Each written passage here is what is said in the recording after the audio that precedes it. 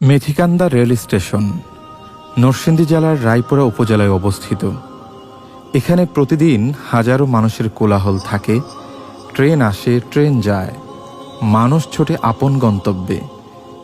কেউ ফিরেও তাকায় না প্ল্যাটফর্মের কোণে বসে থাকা একজন নিঃসঙ্গ নারীর দিকে। অথচ ২৫ বছর এই মানুষটি পরিষ্কার রেখেছেন তাদের চলার পথ। তার নাম ববি বেগম। কথা বলতে পারেন না, শুনতেও পান না ভালো মতো। তার সঙ্গে ছিল একটি ঝাড়ু। থাকতেন স্টেশনেরই আলোহীন অন্ধকার একটি ঝুপড়ি ঘরে। কোনো নিয়োগপত্র ছিল না তার, ছিল না মাস গেলে বেতনের প্রতিশ্রুতি। তবু প্রতিদিন ভোরে তিনি নেমে পড়তেন প্ল্যাটফর্মে, শৌচাগারে, স্টেশনের আনাচে কানাচে। মানুষের ফেলে যাওয়া সব নোংরা ময়লা নিজের হাতে তুলে নিতেন।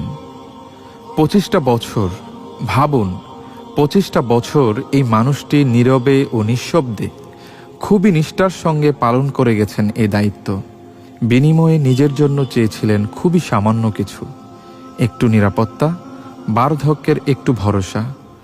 বছরের পর বছর না খেয়ে কষ্ট করে জমিয়েছিলেন ৪০,০০০ টাকার একটি ছোট্ট সঞ্চয়। কিন্তু এই পৃথিবী বড়ই নিষ্ঠুর। যে হাত ২৫ বছর মানুষের সেবায় নিবেদিত ছিল, সে হাতকে একদিন গভীর রাতে রক্তাক্ত হতে হলো। দুর্বৃত্তদের চোখ পড়ল তার সেই ৪০,০০০ টাকার উপর। এজন্য এলোপাতাড়ি তাকে মারল। চিরচেনা স্টেশনে রক্তাক্ত হয়ে পড়ে রইলেন। তারপর অ্যাম্বুলেন্স, হাসপাতাল, চিকিৎসা, অনেক কিছুই হলো।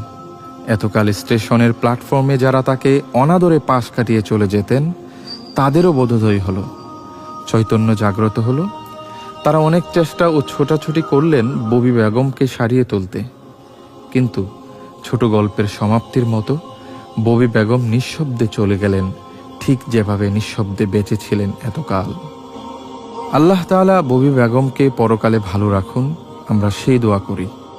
আর সেই সব ঘাতকদের যেন দ্রুত গ্রেফতার করা হয়। দৃষ্টান্তমূলক শাস্তির দাবি করছি প্রশাসনের কাছে। আর কোনো ববি বেগমের জীবন যেন এভাবে শেষ না হয়।